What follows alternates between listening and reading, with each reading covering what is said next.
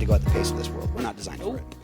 And if we were at this moment, it was still taboo to talk about the things that we're feeling. It would, I mean, this place, it would, I feel like a bomb would go off. Like there'd be no way for anybody to ever deal with simply just going out of their house every day, you know?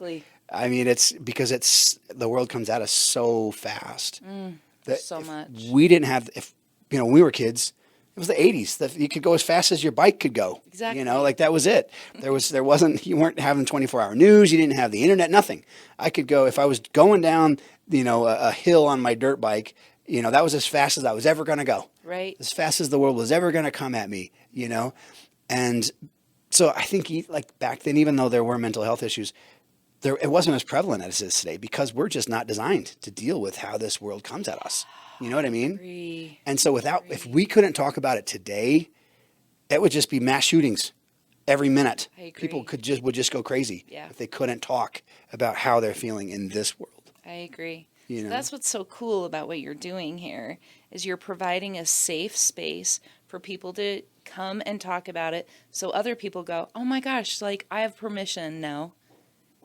Eric just gave me permission. Emily just gave me permission to now talk about these things that I have held inside of me for so long. Yeah. So amazing. And that's what I want people to know is that no matter where you are, and here's the other thing. One thing you said to me, and this is, I'm a devout religious person, but there are flaws in the religious organization, especially in regards to like sexual behavior, right? So there was a time, and not just, you know, I think in just organizational religion overall, that a woman, if she was sexually active, was damaged. Yeah. Was not pure, wasn't like how she's supposed to be. And part of what happened to you, I think, you know, you feel like you're damaged goods now. Yep. Like it changed who you are physically. Like you're not now appealing to the people that you should be appealing to because that was taken from you, right? And that's a hard thing for, I think, especially in our generation, because women are amazing, amazing, amazing creatures. Honestly, like if men had to do the things that women had to do, like this whole world would just stop and just like everyone would just die. Like they would it couldn't work, you know? And so I've always found it to be like such almost hypocritical to say that because a woman does something with her body that she chooses to do or doesn't choose to do, that something happens, that somehow they should feel inferior or damaged because of that. You know what I mean? And that should never be the case because they don't make men feel that way. No. Right? Never have. No, never have. And I'm the dad of 4 daughters, and I never want them to think that because they choose to do something, whether it's a mistake or it was not on purpose or whatever, that they're now somehow different in the eyes of me or their creator or anything. They're still just as valuable. And all the things that we do, it doesn't matter how dark it is, doesn't matter where we are, what ER we're in or what hospital we're in because we did something.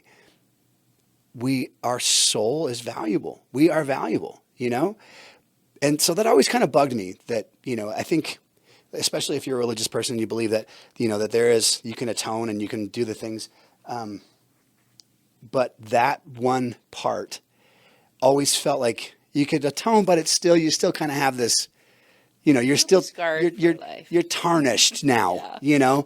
And I think that we're finally sort of starting to be able to talk about those things too. I do too. Right? And take away some of the shame of doing those things that are natural human engagements, you know? Yeah. Whether you believe that it shouldn't happen before marriage or after, whatever the belief system is. Right. That you're not stigmatized or hurt. Like your body's not hurt because you are different or, you know, because that happened. And for you, getting that taken from you and then thinking, I'm worthless now. Yeah. I think a lot of that, I mean, who knows? Maybe I'm assuming, but just knowing how I grew up, and I think we grew up a lot the same way, is that now you are not going to be who you should be for the person that you're going to marry, or Yeah. all those It's things. true. It's true. And you know what? One thing I do know, and yes, I love my religion. I love where I am at in that space. And I feel like I have a different perspective and a lot of grace for the humans that taught me in Sunday school and in church classes, because God trusts a bunch of really flawed humans to teach each other how to make it back to him. And it wasn't but a year before this experience happened that one of my young women leaders gave a lesson on chastity, and we were all chewing gum. She's like, everyone, here's a piece of bubble yum, and da da da. Okay, guess what? Now take your gum out and look at that. This is what you will be if you make a big mistake, like having sex before you get married. And I remember looking at that going, and she goes, now put these all in the garbage. And I know her heart was in the right place. I really do. But guess what? The first thing that I thought of at 3 o'clock in the morning when I was traipsing across campus because someone just attacked me. That was the first thing that I thought of, was like, oh man, like now I'm that chewed up piece of bubble gum that should be thrown away in the trash. And I know her heart was pure. I know her intent was good. And so I can't ever fault her for that at all. She's an amazing, beautiful human. But we get to be really careful about how we teach our children now, right?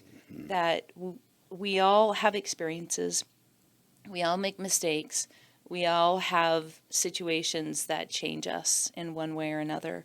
And I truly believe that now, with the perspective that I have, that I wasn't that chewed up piece of gum, I was actually a beautiful, wonderful soul that now gets to heal from a horrific thing.